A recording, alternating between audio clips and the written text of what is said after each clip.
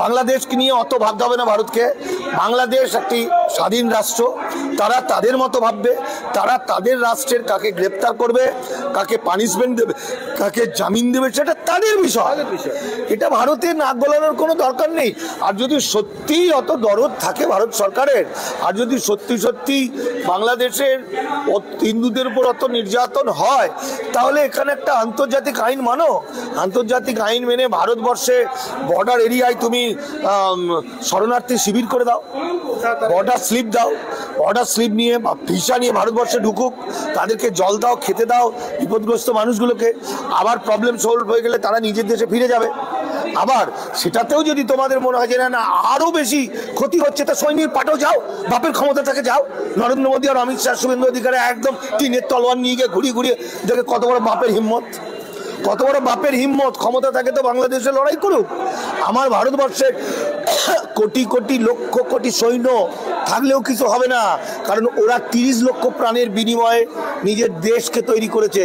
ওরা এই কদিন আগে গণঅভ্যুত্থানে রক্ত ঢেলে দিয়েছে 1,500 প্রাণ, আর সবটা করতে পেরেছে ওরা বাঙালি বলে।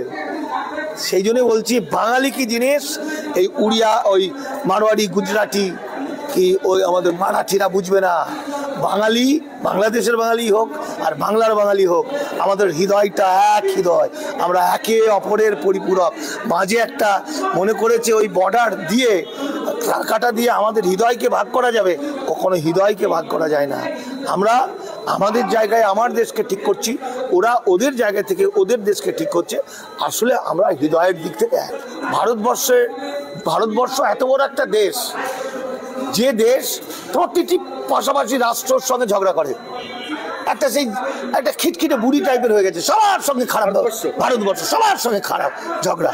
ফলে ভারত যত বড় দেশ হলে কি হবে, তার শক্তি কতটা, কারণ এখানে তো টুকরো টুকরো করে দিচ্ছে বিজেপি। তার নীতি অনুযায়ী ভারতের বিভিন্ন রাজ্যকে টুকরো করে দেবে, ভারতের বিভিন্ন মানুষকে বেনাগরিক করে তাদেরকে শেষ করে দেবে, ভারতের শত শত বছর ধরে বসবাস করা মুসলমানদেরকে নির্মম অত্যাচার করবে। ফলে ভারতবর্ষের প্রতি ভারতের মানুষের প্রেম থাকছে। দেখুন, মনোভাবটা এতদিন আমরা উপলব্ধি করছিলাম, এখন দেখছি দেখাটা এমন, শুভেন্দু অধিকারী তার দলবল নিয়ে গিয়ে চিৎকার চেঁচামেচি লাফাঝাপি করছে বাংলাদেশ বর্ডারে, মানে এমন একটা ভাব দেখাচ্ছে যাতে এখনই ওরা বাংলাদেশ ঢুকে পড়বে, এক্ষণ এগিয়ে বাংলাদেশে মেরে পাঠিয়ে দেবে। সে ক্ষমতা নেই। আচ্ছা, তা বাংলাদেশের যদি কিছু হয়ে থাকে, তা তুই এখানে মিছিল মিটিং করছিস কেন? কলকাতা কি করবে? তো ঘটনাটা আমি এই 2-4 দিনের মধ্যে 2-3টে ঘটনা উল্লেখ করি।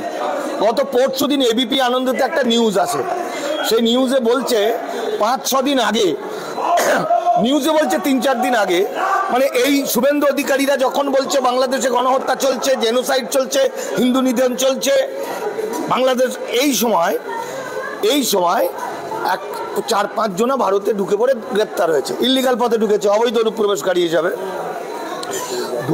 ঢোকার পরে তারা গ্রেপ্তার হয়েছে। এবার রিপোর্টারদের যখন জিজ্ঞাসা করছে যে আপনারা কেন এলেন এই সময়, তো তাদের উত্তরটা কি হওয়া উচিত ছিল? উত্তর হওয়া উচিত ছিল মুসলমানরা মারছে, বা আমার বাড়ির সামনে আগুন জ্বলছে, বা আমার বাড়ির টালে মেরেছে, বা খুন হয়ে গেছে, তবে তো ওনারা তা বললেন না। ওনারা একজন বললেন আমি জ্যাঠার বাড়িতে এসেছি লুকিয়ে লুকিয়ে, একজন বললেন আমি চিকিৎসা করাতে এসেছি, আরেকজন বললেন আমি বেড়াতে এসেছি। তাহলে কি বাংলাদেশ থেকে এখন যে আসছে এলো সেই লোকটা ঠিক বলছে, নাকি ভারতের এবার নিরাপদ জায়গা থেকে ভুকুর ভুকুর যে করছে সে শুভেন্দু অধিকারী সে ঠিক বলছে? এটা একটা প্রশ্ন। আজকের সকালবেলায় একটা চ্যানেলে, মনে হয় কোনো ক্যানাডার চ্যানেল হবে, বাংলা চ্যানেল, কিন্তু ক্যানাডা থেকে পরিচালনা করে, সেখানে দেখছি আমাদের এক ঘনিষ্ঠ ছেলে ছিল, আমি নাম বলছি না এখানে, সমাজকর্মী দীপক ব্যাপারী ছিলেন, এবং সেখানে একটি ছেলেকে বসানো হয়েছে। অনেকের মধ্যে একজন আছে যিনি বাংলাদেশ হিন্দু মহাজোটের যুব রাজ্য সেক্রেটারি, যুব অল ইন্ডিয়া প্রেসিডেন্ট।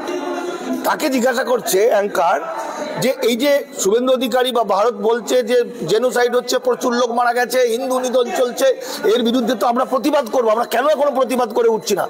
আপনি বলুন তো, আপনি তো হিন্দু জোটের, ওখানে মোট কত কি অবস্থা? বলছে খুব খারাপ অবস্থা। তো বলছে কতজন এরকম কত ঘটনা ঘটেছে, কতজন এরকম আক্রান্ত হয়েছে, তখন সে বলছে 1000 মতো আক্রান্ত হয়েছে আর প্রচুর মন্দির ভাঙচুর হয়েছে। তখন এরা বলছে, ক্যাঙ্কার বলছে ঠিক আছে আপনি মাত্র 5টা নাম বলুন, আপনি তো নেতা, এই 5টা নাম বলতে গিয়ে পায়খানা করে ফেলার জোগাড়, দুর্গন্ধ ছড়িয়ে পড়েছে। তার কারণ হচ্ছে ও একটাও নাম বলছে না, বারবার বলছে 1 ঘন্টা সময় দিন, 1 ঘন্টা সময় দিন।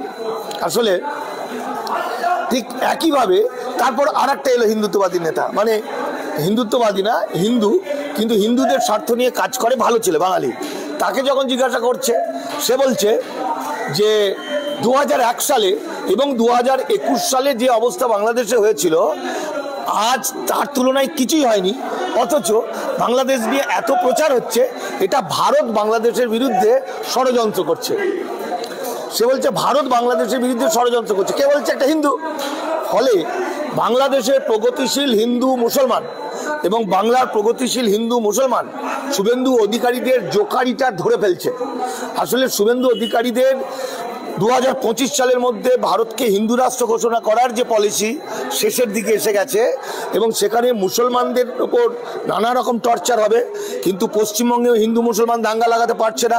সে একবার শ্যামপুর, একবার ওই কোথায় আমাদের উত্তরবঙ্গের কোথায় কোথায় মেটিয়াবুরুজ, কোথায় বেলডাঙ্গা, এত ঘটনা ঘটানোর পরও তাদের থ্রেট কেটে গেছে, দেখছে হিন্দু মুসলমান দাঙ্গা লাগানো যাচ্ছে না, তাহলে দাঙ্গা তো লাগাতে হবে।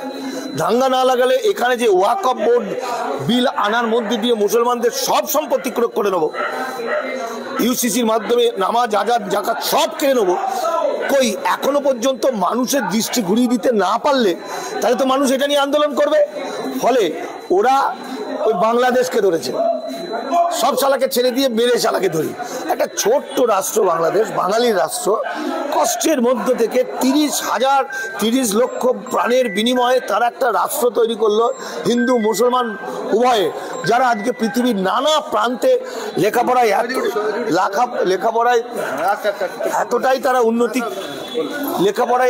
তারা উন্নতি করেছে, বিভিন্ন ছেলেমেয়েরা আজকে সারা পৃথিবী জুড়ে তারা চাকরি করছে, শুধু নিজের স্বার্থে চাকরি করছে না, প্রত্যেকজন তার দেশকে টাকা পাঠাচ্ছে। এমনিতে উন্নতি হবে বাংলাদেশে কি করে? আমাদের ভারতবর্ষের বিজেপি, তারা বিজেপির নেতা মন্ত্রী কর্মীরা খালি টাকা কি করে ঝাড়বো, কাঞ্চন আর কামিনী লাগবে ওদের, নারী আর টাকা, হ্যাঁ, এই নিয়ে কোথায় টাকা নিয়ে পালানো, এই ব্যাংক লুট করা, এইগুলো হচ্ছে বিজেপি RSS। আর বাংলাদেশের ওই ছেলেমেয়েগুলো প্রচুর লেখাপড়া করছে। কেন? আমার দেশকে আমি ভালোবাসি, আমার সোনার বাংলা বলে 1500 জন প্রাণ দিয়ে দিল। এই যে ঝামেলার পিরিয়ডে যখন বলছে বাংলাদেশে গণহত্যা চলছে হিন্দুদের, তখন হিসাব করে দেখা যাচ্ছে, স্ট্যাটিস্টিক্স বলছে এই যাবৎ 9 জন মারা গেছে হিন্দু, 5 জন রাজনৈতিক কারণে, আর মুসলমান মারা গেছে 13,000। এই তো ফারাকটা এরকম। আর মুসলমান ছেলেরা, মুসলমান হিন্দু বোধ যারা বাংলাদেশের ছেলেমেয়েরা পৃথিবীর নানা প্রান্তে, কেউ সায়েন্টিস্ট, কেউ ঐতিহাসিক, কেউ প্রফেসর, সেখানে চাকরি করছে আর টাকা পাঠাচ্ছে নিজের সরকারকে ডিভিডেন্ড পাঠাচ্ছে নাকি আমি এটা জানি না, এটা পাঠাতে হয়, টাকা পাঠাচ্ছে কেন না নিজের দেশটাকে, নিজের বাংলাকে সুন্দর করব। আর সেখানে দেশপ্রেম শেখাচ্ছে। আজকে ভারতবর্ষ এত বড় একটা দেশ, যে দেশ প্রতিটি পাশাপাশি রাষ্ট্রের সঙ্গে ঝগড়া করে, একটা খিটখিটে বুড়ি টাইপের হয়ে গেছে, সবার সঙ্গে খারাপ। ভারতবর্ষ সবার সঙ্গে খারাপ ঝগড়া। ফলে ভারত যত বড় দেশ হলে কি হবে, তার শক্তি কতটা, কারণ এখানে তো টুকরো টুকরো করে দিচ্ছে বিজেপি। তার নীতি অনুযায়ী ভারতের বিভিন্ন রাজ্যকে টুকরো করে দেবে, ভারতের বিভিন্ন মানুষকে বেনাগরিক করে তাদেরকে শেষ করে দেবে, ভারতের শত শত বছর ধরে বসবাস করা মুসলমানদেরকে নির্মম অত্যাচার করবে। ফলে ভারতবর্ষের প্রতি ভারতের মানুষের প্রেমটা থাকবে কোথায়? এই যে মণিপুর এবং সাম্বাল উত্তরপ্রদেশ হলো, আবার এই আজমিরকেও বলা হচ্ছে যেখানে মন্দির ছিল, এই সব ন্যারেটিভকে ঘোরানোর জন্য কি শুভেন্দু অধিকারী সহ বিজেপি তারা কাজে? আমি তো বলতে চাইছি যে এই যে মসজিদ মানেই তার তলায় মন্দির আছে, ভগবান আছে, আর মুসলমান মানেই তাকে বুলডোজার দিয়ে ভাঙতে হবে, আর গোমাংস খেলেই তাকে পিটিয়ে মারতে হবে। এই সবটা হচ্ছে দৃষ্টিটাকে ওই আলোচনার মধ্যে রাখতে হবে, যাতে টুক করে ভয়ঙ্কর কিছু ক্ষতি করে দেওয়া যায়, আইনগুলো পাস করে দেওয়া যায়, যেটা ইউনিফর্ম সিভিল কোড এবং এই আমাদের ওয়াকফ বোর্ডটা করেছে। তো সেরকমই একটা ছুতো বাংলাদেশ নিয়ে চিৎকার চাচামেচি। বাংলাদেশকে নিয়ে অত ভাবতে হবে না ভারতকে। বাংলাদেশ একটি স্বাধীন রাষ্ট্র, তারা তাদের মতো ভাববে, তারা তাদের রাষ্ট্রের কাকে গ্রেপ্তার করবে, কাকে পানিশমেন্ট দেবে, কাকে জামিন দেবে, সেটা তাদের বিষয়। এটা ভারতের নাক গলানোর কোনো দরকার নেই।